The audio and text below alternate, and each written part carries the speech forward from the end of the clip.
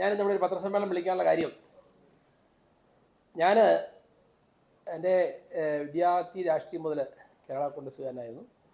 Youth ഫണ്ടിലൂടെ വന്നു, മാണി സാറിനൊപ്പം നിന്നു. Panchayat പ്രസിഡൻ്റായി, block panchayat പ്രസിഡൻ്റായി, ജില്ലാ പഞ്ചായത്ത് മെമ്പറായി. കെ എം മാണി സാറിന് വേണ്ടി മാത്രം ശബ്ദിച്ച ഒരു പോരാളിയായി നിന്നു. അപ്പോൾ അന്ന് ഞാൻ മാണി ഗ്രൂപ്പ് വിടാനുള്ള കാരണം, മാണി ഗ്രൂപ്പ് ഞാൻ വിട്ടില്ല, എന്നെ വിട്ടിച്ച് പോയത്. ഇപ്പം ചില ആളുകളൊക്കെ പറയുന്നുണ്ട് അധികാരമോഹത്തിന് പുറകെ ഓടുന്നതുകൊണ്ടാണ് മഞ്ഞക്കട പലയിടത്തും നിൽക്കുകയില്ല, അടുത്ത സ്ഥലം തേടി പോകുന്നു, ഇപ്പം ലാസ്റ്റ് അതുകൊണ്ടാണ് വീണ്ടും ഇറങ്ങുന്നതെന്നാണ് പറയുന്നത്. അപ്പം നമ്മൾ അന്ന് നിങ്ങളൊക്കെ ഓർക്കുന്നുണ്ടാകും, ഞാൻ പഞ്ചായത്ത് പ്രസിഡന്റ്, ജില്ലാ പഞ്ചായത്ത് മെമ്പറും യൂത്ത് ഫണ്ട് പ്രസിഡന്റുമായിരുന്ന സമയത്ത് പൂഞ്ഞാർ അസംബ്ലി മണ്ഡലത്തിൽ സീറ്റ് PC പോയി ആ ഒഴിവിലേക്ക് എന്നോട് മത്സരിക്കാൻ പ്രിയപ്പെട്ട കെ എം മാണി സാറിനെ വിളിച്ചു വരുത്തി പറയുകയും ഞാനതനുസരിച്ച് ചൂലുകൾ പോലും വെള്ളയടിച്ച് ബുക്ക് ചെയ്തു. ഇതൊക്കെ വ്യക്തമായ യാഥാർത്ഥ്യമാണ്. മാണി സാർ പാലായിലെ പ്രധാനപ്പെട്ട നേതാക്കളോടൊക്കെ പറഞ്ഞു. പക്ഷേ ദൗർഭാഗ്യവശാൽ ചില കുൽസിത നീക്കങ്ങൾ ചില നേതാക്കന്മാർ നടത്തിയതിൻ്റെ ഫലമായി കെ എം മാണി സാറിനെ അന്ന് വെട്ടിൽ വീഴിച്ചു. ആ സീറ്റ് മാണി സാറിനെയും ജോസ് കെ മാണിയും ഏറ്റവും കൂടുതൽ ചീത്ത വിളിച്ച് നമ്മുടെ അയാളുടെ പേര് നമ്മുടെ ജോർജ് കുട്ടി ആവശ്യ കൊടുത്തപ്പോൾ എൻ്റെ സഹോദരന്മാരുൾപ്പെടെ എൻ്റെ നാട്ടുകാരുൾപ്പെടെ പറഞ്ഞു, കെ എം മാണി എന്നെ ചതിച്ചു, ഇനി അയാളെ വെച്ചു വാഴിക്കരുത് എന്നാ പറഞ്ഞു. അപ്പം എൻ്റെ വീട്ടിലും എൻ്റെ നാട്ടുകാരും എന്നോട് പറഞ്ഞു പാലായിൽ നോമിനേഷൻ കൊടുക്കണം.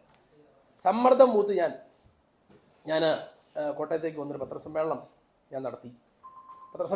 ഞാൻ പറഞ്ഞു, മാണി സാറിനെതിരെ മത്സരിക്കാതെ എനിക്ക് പറയാൻ എൻ്റെ നാവ് മുങ്ങില്ലാത്തതുകൊണ്ട് ഞാൻ പൂഞ്ഞാറിൽ സ്വതന്ത്രമായി മത്സരിക്കുമെന്ന് പറഞ്ഞു. ഇതിനിടയിൽ വലിയൊരു സംഭവം ഉണ്ടായത്, ഞാൻ പേരൊന്നും പറയാൻ ആഗ്രഹിക്കുക, എത്ര പറഞ്ഞാലും പറയാൻ പേര് പറയില്ല. LDFിലെ 2 പ്രധാനപ്പെട്ട നേതാക്കന്മാർ എൻ്റെ മൂത്ത സഹോദരനെ സമീപിച്ചു. ഓഫർ എന്ന് പറഞ്ഞാൽ നിങ്ങൾ ആരും ഉദ്ദേശിക്കുന്ന ഓഫറല്ല, പലതരത്തിലുള്ള ഓഫറുകൾ, രാഷ്ട്രീയമായും അല്ലാതെയുമുള്ള ഓഫറുകളൊക്കെ തന്നു. ആ ഓഫറുകൾ പറയാൻ എൻ്റെ സഹോദരന്മാരെല്ലാവരും കൂടി എൻ്റെ വീട്ടിലേക്ക് വിളിച്ചു വരുത്തി, എന്നെ ഭാര്യയും കൂടെ. ആ ഓഫറിന് കിട്ടിയ സാധനങ്ങളൊക്കെ എടുത്ത് മേശപ്പുറത്ത് വെച്ചിട്ട് ഞാൻ പറഞ്ഞ് നടക്കില്ല, കെ എം മാണിക്കെതിരെ നോമിനേഷൻ കൊടുക്കുകയല്ല, കെ എം മാണിക്ക് ചതിയനാണ് എന്ന് പറഞ്ഞ് ഞാൻ പ്രസംഗിക്കണം. LDF വേദിയിൽ കരുതുക. LDF അധികാരത്തിൽ വരുമ്പോൾ അന്നേരം കിട്ടുന്ന സാധനങ്ങൾ വേറെ അത് എഴുതി, പിന്നെ നമുക്ക് അല്ലാതെ ചില ഗുണഗണങ്ങളും ഉണ്ടായിരുന്നു.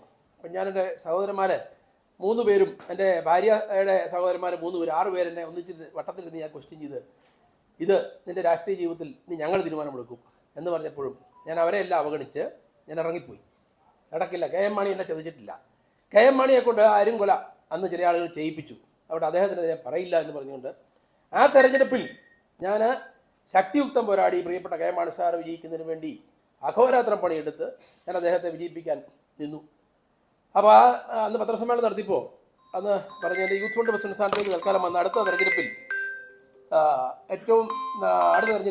നിനക്ക് മത്സരിക്കാനുള്ളൊരു സാഹചര്യം ഞാൻ ഒരുക്കി തരുമെന്ന് പ്രിയപ്പെട്ട കെ എം മാണി സാർ എന്നെയും ജോസ് കെ മാണിയെയും ഇരുത്തി പറഞ്ഞതാണ്. ജോസ് കെ മാണിക്ക് നിഷേധിക്കാമെങ്കിൽ നിഷേധിച്ചോട്ടെ.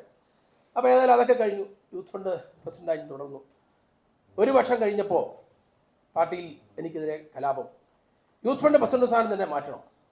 എന്നെ മാറ്റി നമ്മുടെ അതിലൊക്കെ വലിയ എൻ്റെ പ്രിയ സുഹൃത്തുക്കളായ ചില നേതാക്കന്മാർ, ചില MLA മാർ, ചില മന്ത്രിമാരൊക്കെ അതിൻ്റെ പുറകെ കളിച്ചിട്ടുണ്ട്. അപ്പോൾ അവരെല്ലാം കൂടി സമ്മർദ്ദം ചെലുത്തി അവിടെയുള്ള നമ്മുടെ നാട്ടുകാരുടെ സാജൻ തൊടുകെ പ്രസിഡന്റ് ആക്കണമെന്ന് വന്നു. 3 വട്ടം എന്നെ മാറ്റാൻ വേണ്ടി ഡേറ്റ് ഇട്ടു. പക്ഷേ അത് കൃത്യമായ പറഞ്ഞാൽ എൻ്റെ ദൈവാനുഗ്രഹം കൊണ്ടോ എന്തുകൊണ്ടോ ഡേറ്റുകളൊക്കെ മാറി. മാണി സാർ ഞാൻ പറഞ്ഞില്ല, ഒരു 30 ദിവസം കൂടി, ഒരു 60 ദിവസം കൂടി ജീവിച്ചിരുന്നായിരുന്നെങ്കിൽ എന്നെ യൂത്ത് ഫണ്ട് പ്രസിഡന്റ് സ്ഥാനത്ത് മാറ്റാൻ, മാണി സാറിന് നിർബന്ധിതമായി മാറ്റാൻ അദ്ദേഹം നിർബന്ധിതനായിരുന്നു ചെയ്തതിനെ. പക്ഷേ മാണി സാർ ആശുപത്രിയിലേക്ക് പോയി, അദ്ദേഹം മരണപ്പെട്ടു. അതുകൊണ്ട് മാണി സാർ മരിക്കുന്നതുവരെ, അദ്ദേഹത്തിൻ്റെ കബറത്തിൽ അടക്കുന്നതുവരെ കൂടെ നിൽക്കാനുള്ള ഭാഗ്യം എനിക്ക് കിട്ടി. ഞാൻ പറഞ്ഞല്ലോ, ഞാൻ അന്ന് ഇറങ്ങി കെ എം മാണിനെ ചതിച്ചു എന്ന് പറഞ്ഞ് ഞാൻ പെരുവഴിയിൽ ഇറങ്ങി നിന്നായിരുന്നെങ്കിൽ, പ്രസംഗിച്ചായിരുന്നെങ്കിൽ XMLA ആയിട്ട് മാണി സാർ ഇന്ന് ആ കബറടത്തിൽ കിടക്കുമായിരുന്നു. എനിക്ക് നല്ല ബോധ്യമുണ്ട്. 2004 വോട്ടിൻ്റെ ഭൂരിപക്ഷത്തിൽ അദ്ദേഹം ജയിക്കുന്നത്. അപ്പോൾ എനിക്ക് യാതൊരു ജനകീയ അടിത്തറയില്ലെന്നൊക്കെയാണ് ഇപ്പം ചില ആളുകൾ പറഞ്ഞുകൊണ്ടിരിക്കുന്നത്. പറഞ്ഞ ആളുടെ പേര് ഞാൻ ലാസ്റ്റ് പറയാം, അവനുള്ള മറുപടിയാണ്. അപ്പം ഞാൻ അത് ഞാൻ അങ്ങോട്ടാണ് പോകുന്നതെന്നും പറയാം. അപ്പോൾ അത് കഴിഞ്ഞ് ഞാൻ പറഞ്ഞു, നമ്മുടെ ജോസഫ് സാറ് UDFിനൊപ്പം നിൽക്കുന്നു, ജോസ് കെ മാണി LDF എനിക്ക് താല്പര്യം. ഞാൻ പറ്റുന്നത്ര ആളുകളെ മാണി ഗ്രൂപ്പിൽ നിന്ന് പിടിച്ചു. ജില്ലാ പഞ്ചായത്ത് അജിത് മുതിരമല വന്നു, വഴുതിപ്പോയി. ഞാൻ തിരിച്ച് പിടിച്ച് എൻ്റെ ആത്മസുഹൃത്ത് അത് പിടിച്ച് ഞാൻ കൊണ്ടുപോയി നിർത്തി. ജില്ലാ പഞ്ചായത്തിൽ വിഷയങ്ങളുണ്ടായി. ജോസ് കെ മാണി ഇടതുപക്ഷത്ത് പോയി. പല തെരഞ്ഞെടുപ്പ് വന്നു. UDFിനകത്ത് നിന്നുകൊണ്ട് തന്നെ എൻ്റെ പ്രിയ സ്നേഹിതനായ ജോസ് ടോമിനെതിരെ ഞാൻ പണിയേണ്ടി വന്നു. ജോസ് ടോമിനെ പരാജയപ്പെടുത്തി. അങ്ങനെയാണ് അങ്ങനെയാണ് ജോസഫ് ഗ്രൂപ്പ് കോട്ടയം ജില്ലയിൽ ശകലം ക്ലച്ച് പിടിച്ചു തുടങ്ങി. ഞാൻ ജില്ലാ പ്രസിഡന്റായിരുന്നു, നിങ്ങൾ ഓർക്കുന്നുണ്ടായി. അപ്പോൾ UDF ജില്ലാ ചെയർമാൻ എനിക്ക് കിട്ടേണ്ടത് മോൻസ് എടുത്തുകൊണ്ട് പോയി. ഞാൻ അതിന് തർക്കം ഉണ്ടാക്കാൻ നിന്നു. അത് കഴിഞ്ഞപ്പോൾ ജോസഫ് ഗ്രൂപ്പിൽ നിന്ന് വിടാനുള്ള കാരണം പാർലമെൻറ്റ് സീറ്റ് എനിക്ക് കിട്ടിയില്ലെന്നുള്ളതാണ് പറയുന്നത്. പാർലമെൻറ്റ് സീറ്റ് ഞാൻ ഒരിക്കലും ചോദിച്ചില്ല. എന്നോട് മാധ്യമങ്ങൾ ചോദിച്ചപ്പോൾ ഞാൻ പറഞ്ഞു, ഞാൻ ജോസഫ് സാറിൻ്റെ അടുത്ത് പറഞ്ഞിട്ടുണ്ട്, എനിക്ക് ആഗ്രഹം അറിയിച്ചിട്ടുണ്ട്, അദ്ദേഹം തന്നാൽ ഞാൻ മത്സരിക്കും. ഇത് മാത്രമേ ഞാൻ പറഞ്ഞില്ല, അല്ലാതെ എനിക്ക് സീറ്റ് ചെയ്യാൻ ആവശ്യപ്പെട്ടില്ല. പക്ഷേ ഞാൻ ജോസഫ് സാറിൻ്റെ അടുത്ത് ഒരൊറ്റ ഡിമാൻഡ് വെച്ചിരുന്നു. ജോസഫ് സാർ ഈ പറഞ്ഞ പോലെ കഴിഞ്ഞ അസംബ്ലി തെരഞ്ഞെടുപ്പിന് മുമ്പ് എന്നെ MLA ഹൗസിലേക്ക് വിളിച്ചു വരുത്തി ഞാനും ജോസഫ് സാറും മാത്രം, അദ്ദേഹത്തിൻ്റെ PA സുധീൽ കൈമളുണ്ട്. എന്നോട് ജോസഫ് സാർ പറഞ്ഞു, സജി നീ പൂഞ്ഞാറ് മത്സരിക്കണം. ഞാൻ പറഞ്ഞു, സാറേ എങ്ങനെ പൂഞ്ഞാറ് മത്സരിക്കും? നമുക്ക് ജോസ് കെ മാണി മുന്നണി വിട്ട സ്ഥിതിക്ക് കോൺഗ്രസ് പാർട്ടി 2 സീറ്റാണ് നമുക്ക് തരാൻ ആഗ്രഹിക്കുന്നത്. 3 എണ്ണം പിടിച്ചാൽ നമ്മുടെ സാറിൻ്റെ പിടുക്ക് ഇല്ല, നമുക്ക് 4 കിട്ടും. പൂഞ്ഞാറ് നമുക്കാണ്. പൂഞ്ഞാറിൽ PCOനെതിരെ മത്സരിക്കാൻ സജിക്കല്ല ആർക്കാ തൻ്റെ ഉള്ളത്, നീ തന്നെ മത്സരിക്കും. ഞാൻ പറഞ്ഞു, ആയിക്കോട്ടെ സാർ. ഞാൻ പറഞ്ഞു, മത്സരിച്ചാൽ അവിടെ വിജയസാധ്യതയില്ല. George സ്വതന്ത്രനായിട്ട് മത്സരിച്ചാൽ UDF വിജയസാധ്യതയില്ല.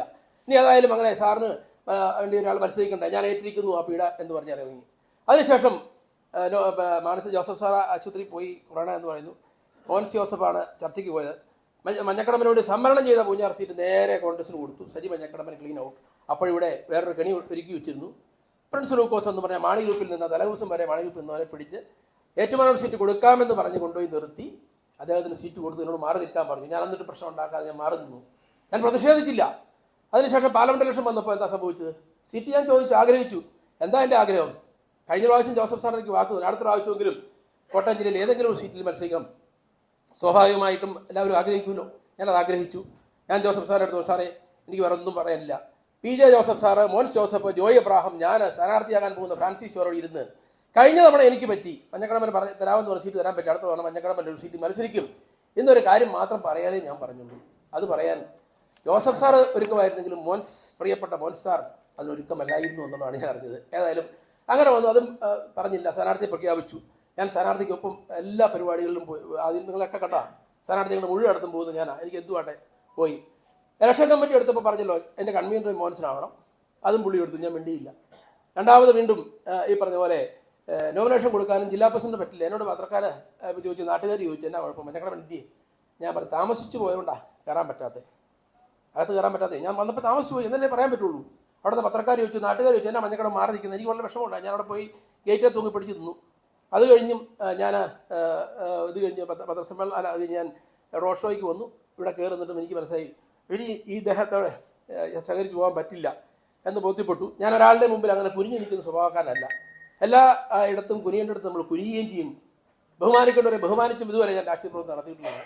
അപ്പോൾ അത് കഴിഞ്ഞിപ്പോൾ ഞാൻ ജോസഫ് ഗ്രൂപ്പ് വിട്ടത് പാർലമെൻറ്റ് സീറ്റ് കിട്ടാഞ്ഞിട്ടാണെന്നാണ് പറഞ്ഞാലില്ല. ഏതായാലും അന്ന് ഇറങ്ങിയപ്പോൾ എനിക്കൊരു പ്ലാറ്റ്ഫോം എന്ന് പറഞ്ഞാൽ BJP നേതൃത്വം എൻ്റെ അടുത്ത് വന്നു, എന്നെ സമീപിച്ചു. ഞാൻ അങ്ങനെ അവിടെ ചേർന്നു. താൽക്കാലികമായിട്ട് വന്നു. സുരേന്ദ്രൻ ഒരു നല്ല മനുഷ്യനായിരുന്നു. ഞാൻ അദ്ദേഹത്തോട് പിന്നെ സംസാരിച്ചപ്പോൾ അദ്ദേഹത്തിന് ഇതിനകത്ത് നിലനിൽക്കാൻ പറ്റാത്ത സാഹചര്യങ്ങൾ നിൽക്കുന്നു. പിന്നെ ഒരു പാർട്ടി എന്നോട് പാർട്ടി ഉണ്ടാക്കിയ പാർട്ടിയുമായി കാസർഗോഡ് തിരുവനന്തപുരം വരെ ഞാൻ ഓടി. എന്നെപ്പോലെ ഒരാൾക്ക് എത്രമാത്രം ഒരു പാർട്ടി കൊണ്ടുപോകാൻ പറ്റുമെന്ന് ഇവിടെ ഇരിക്കുന്ന എല്ലാവർക്കും അറിയാം. അല്ലെ അതുപോലെ അതിസമ്പന്നനായിരിക്കണം. അപ്പോൾ സമ്പന്നനായ എനിക്കത് പറ്റാതെ എങ്കിലും ഞാനിങ്ങനെ നിന്നു, പിടിച്ചു നിന്നു. ഞാൻ പിടിച്ചു നിന്ന് നിൽക്കുന്ന സമയത്താണ് PV അൻവർ ഒരു ദിവസം എന്നെ അന്വേഷിച്ചു പോയി. ഞാൻ PV അൻവറിനെ അന്വേഷിച്ച് പോയതല്ല. അദ്ദേഹം ഒരു ദിവസം വൈകിട്ട് വീട്ടിലേക്ക് വരുന്നു. ഞാൻ ഞെട്ടിപ്പോയി. വീട്ടിൽ വന്നതിനോട് പറഞ്ഞു, ഞാൻ നിങ്ങളെക്കുറിച്ച് മുഴുവൻ പഠിച്ചില്ല, വിദ്യാർത്ഥി രാഷ്ട്രീയം മുതലെല്ലാം പഠിച്ചിട്ടാണ് വരുന്നത്. നിങ്ങളെക്കുറിച്ച് എല്ലാ ആളുകളും, ഒരാൾ മാത്രം നിങ്ങൾ മോശമാണെന്ന് പറഞ്ഞിട്ടുണ്ട്, ബാക്കി എല്ലാവരൊക്കെ നിങ്ങളെക്കുറിച്ച് വളരെ നല്ല നിലയിലാണ് പറഞ്ഞിരിക്കുന്നത്. നിങ്ങളെ കലാകാലങ്ങളിൽ പൂഞ്ഞാർ സീറ്റ് കാണിച്ച് KM മാണിയും PJ ജോസഫും നിങ്ങളെ പറ്റിച്ചെന്ന് എനിക്കറിയാം. ഞാൻ പറ്റിക്കാൻ വന്നതല്ല. നിങ്ങൾ എന്നോടൊപ്പം വരണം. തിരുവഞ്ചൂർ രാധാകൃഷ്ണൻ ഉൾപ്പെടെ അല്ലെങ്കിൽ കോൺഗ്രസിലെ പല ഉന്നത നേതാക്കന്മാരും നിങ്ങളെ കൂടെ കൂട്ടണമെന്ന് പറഞ്ഞിട്ടുണ്ട്. അതുകൊണ്ടാണ് ഞാൻ വന്നത് എന്ന് പറഞ്ഞു. ഞാൻ പറഞ്ഞു, ലീഡർ അത് ആലോചിക്കണം, പെട്ടെന്ന് അങ്ങനെ ചെയ്യാൻ പറ്റില്ല. എന്നെ സംബന്ധിച്ചിടത്തോളം രാഷ്ട്രീയ മാറ്റം ഞാൻ ആദ്യം ഒറ്റ മാറ്റം മാറിയിട്ടുള്ളൂ. ഞാൻ UDF നിന്ന് ആകെപ്പാടെ NDAയിലേക്ക് മാറില്ല. കേരള കോൺഗ്രസിൽ മാറിയിട്ടില്ല. മാണി ഗ്രൂപ്പിൽ ഞാൻ മാറിയെന്ന് പറയാൻ പറ്റില്ല. മാണി ഗ്രൂപ്പ് LDF പോയി. അപ്പോൾ ഞാൻ പറഞ്ഞു, എങ്ങനെ ആഴ്ച എനിക്ക് പാർട്ടി മാറാൻ എനിക്ക് താല്പര്യമില്ല, ദൈവത്തെ ഓർത്ത് എന്നെ പ്രതീക്ഷിക്കരുതെന്ന്. പക്ഷേ വിട്ടില്ല പള്ളി. അദ്ദേഹം വീണ്ടും കോട്ടയത്ത് വന്നു, എന്നെ കാണണമെന്ന് പറഞ്ഞു. ഞാൻ ചെന്നു. വീണ്ടും അദ്ദേഹം പറഞ്ഞു, ഞാൻ ലീഡർഷിപ്പൊക്കെ ആയിട്ട് സംസാരിച്ചിട്ടുണ്ട്, സജി വരണം എന്ന് പറയുകയും ഇതിൻ്റെ അടിസ്ഥാനം ഞാൻ നോക്കിയപ്പം സുരേന്ദ്രൻ എന്നെ സഹായിക്കാൻ പറ്റത്തില്ല. പിന്നെ PC ജോർജും മകനും അവിടെ കത്തോലിക്കരുടെ മുഴുവൻ കൊട്ടേഷൻ ഏറ്റെടുത്തുകൊണ്ട് BJP നിൽക്കുകയാണ്. അപ്പോൾ അവർക്ക് വലിയ പ്രശ്നങ്ങളൊക്കെ ഉണ്ട്. നമ്മളെപ്പോലുള്ള എടുത്തുകൊണ്ട് അവിടെ അക്കോമഡേറ്റ് ചെയ്യാനുള്ള ബുദ്ധിമുട്ടുണ്ടെന്നൊക്കെ എനിക്ക് മനസ്സിലായി. പിന്നെ വെള്ളാപ്പള്ളി അവിടെ തുഷാറും അദ്ദേഹം പറഞ്ഞു, ഞാൻ സജി എല്ലാം ശ്രമിക്കുന്നുണ്ട്, പക്ഷെ ഒന്നും നടക്കുന്നില്ല, ഞങ്ങളുടെ കാര്യം തന്നെ നടക്കുന്നില്ല എന്നൊക്കെ പറഞ്ഞ് ഇങ്ങനെ കൈ കഴിഞ്ഞ് ഉരുണ്ട് നിൽക്കുക. ഞാൻ അതിനുശേഷം സുരേന്ദ്രനെ 3 വട്ടം കാണാൻ വേണ്ടി ഞാൻ ശ്രമിച്ചു, വിളിച്ചു. അദ്ദേഹത്തിന് സമയമില്ല, കാണാൻ പറ്റില്ല. കണ്ട് ഞാൻ മുഖത്ത് നോക്കി പറഞ്ഞ് കൈ കൊടുത്ത് പിരിയുക എന്നുള്ളത് ഞാൻ തീരുമാനിച്ചുള്ളൂ, പക്ഷെ കാണാൻ പറ്റിയില്ല. അതിനുശേഷം ഇപ്പോഴും ഞാനോട് ഏതായാലും ഇവിടെ അന്ന് എൻ്റെ എതിരാളികൾ പറഞ്ഞത് BJP 3 കോടി രൂപയും ഇന്നോവ കാറും തന്നവന്ന്. ഞാൻ 3000 രൂപ ആയും അവരൊരു ഈ പറഞ്ഞ അരസൈക്കിൾ മാറ്റി വന്നാണെങ്കിൽ വാങ്ങിച്ചെങ്കിൽ ഒരുപക്ഷെ BJP-കാരൻ്റെ വീടിൻ്റെ കല്ലെങ്കിലും എറിഞ്ഞേനെ. അപ്പം ഞാൻ ഒരുത്തിൻ്റെ ഒന്നും കൈപ്പറ്റിയിട്ടില്ല. ഞാൻ എൻ്റെ സേവനങ്ങൾ ഒരു വർഷം BJP അല്ല മുന്നണിക്ക് അങ്ങ് കൊടുത്തിട്ടേ ഉള്ളൂ. ഇപ്പോൾ അതിനുശേഷം അൻവർ വന്നു. അൻവറിനൊപ്പം ഞാൻ ഇറങ്ങി, ഒന്നും പ്രതീക്ഷിക്കാതെ ഇറങ്ങിയതാ. പക്ഷേ ഒരു അൻവർ എന്ന് പറഞ്ഞ മനുഷ്യനെക്കുറിച്ച് പറയുമ്പോൾ ഒരു മഹാനായ അല്ലെങ്കിൽ ഒരു മാന്യനായ മനുഷ്യനെന്ന് എനിക്ക് പറയാൻ ഒക്കൂ. എൻ്റെ 2 നേതാക്കന്മാർ എന്നെ പൂഞ്ഞാർ സീറ്റ് എന്ന് പറഞ്ഞ് എന്നെ സമയത്ത് സീറ്റ് തരാൻ പറ്റിയില്ല. പക്ഷേ ഈ മനുഷ്യൻ വന്ന് പറഞ്ഞത് അദ്ദേഹത്തിനൊരു സീറ്റ് ഉണ്ട്, മധ്യ കേരളത്തിലൊരു സീറ്റ് കൂടി വാങ്ങിക്കും, ശരി എന്ന് പറഞ്ഞു വന്നു. അതിനുശേഷം കഴിഞ്ഞ ദിവസങ്ങൾ നടന്ന സംഭവങ്ങൾ നിങ്ങൾ ആരും അറിഞ്ഞിട്ടില്ല. UDF-ന്റെ പ്രമുഖരായ നേതാക്കളെല്ലാം എന്നെ വിളിച്ചു, സജി എങ്ങനെയും സെറ്റിലാകണം. ഞാൻ പറഞ്ഞു, എന്ത് മര്യാദകളാണ് നിങ്ങൾ പറഞ്ഞത്. അദ്ദേഹത്തോട് അസോസിയേറ്റ് കക്ഷിയാക്കാമെന്ന് പറഞ്ഞത് ആക്കിയില്ല സമയത്ത്. അതിനുശേഷം അദ്ദേഹത്തിൻ്റെ സീറ്റ് പോലും നിങ്ങൾ ഉറപ്പ് പറഞ്ഞില്ലല്ലോ എന്ന് പറഞ്ഞപ്പോൾ അദ്ദേഹത്തിന് 3 സീറ്റ് മലബാറിൽ UDF തോറ്റു നിൽക്കുന്ന 3 സീറ്റ്, തിരുവാമ്പാടിയിൽ ഇപ്പോൾ 3 സീറ്റ് ഏതെങ്കിലും ഒരെണ്ണം അദ്ദേഹത്തിന് കൊടുക്കണം. ഞാൻ പറഞ്ഞു, അദ്ദേഹത്തിന് സീറ്റ് ഉറപ്പിക്കുക പറഞ്ഞു, ഡെഫിനിറ്റ് അദ്ദേഹത്തിന് ഞാൻ 3 സീറ്റിൽ ഏതും കൊടുക്കാം. UDF പ്രവേശനം ഞാൻ പറഞ്ഞു, അസോസിയേറ്റ് കക്ഷി എന്ന് പറഞ്ഞ് വഴി പോയി നിൽക്കാൻ പറ്റത്തില്ല. ഞാൻ UDF ജില്ലാ ചെയർമാൻ ആയിരുന്നയാളാണ്.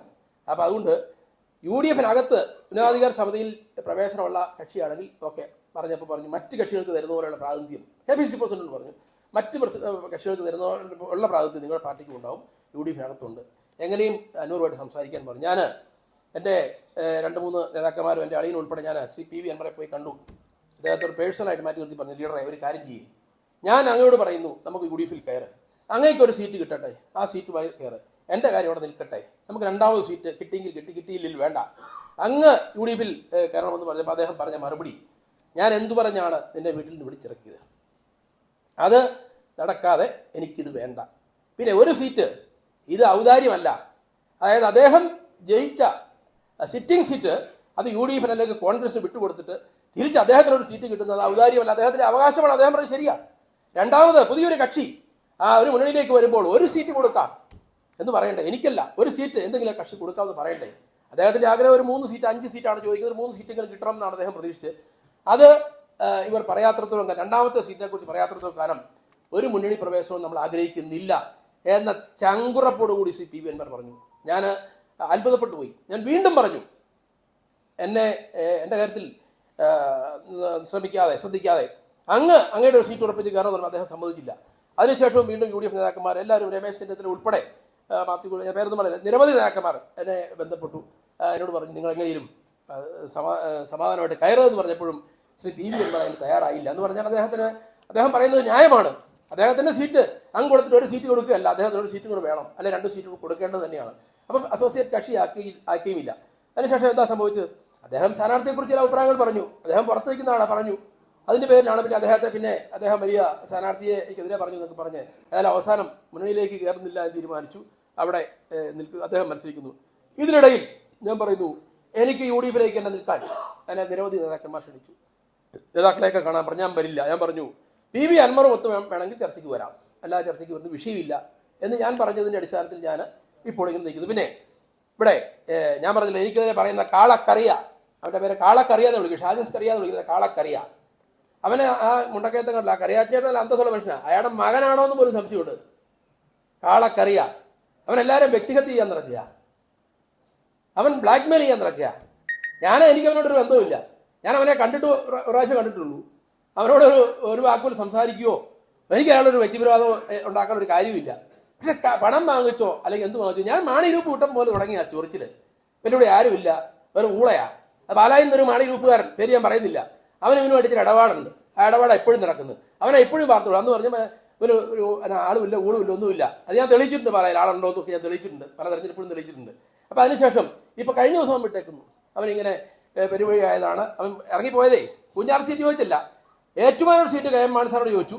ആ ഏറ്റുമാനൂർ സീറ്റ് മത്സരിക്കാൻ യോഗ്യതയില്ലാത്തതുകൊണ്ട് ഞാൻ മാണി ഗ്രൂപ്പ് വിട്ടതാണ്. അതല്ല സത്യം. പൂഞ്ഞാർ സീറ്റിൽ 3ാമത് ഒരുത്തനെ കൊണ്ടുപോയി മത്സരിപ്പിച്ചു എന്നുള്ളതാണ് എൻ്റെ ബുദ്ധിമുട്ട്. എന്നിട്ട് ഞാനത് നിന്നടാം.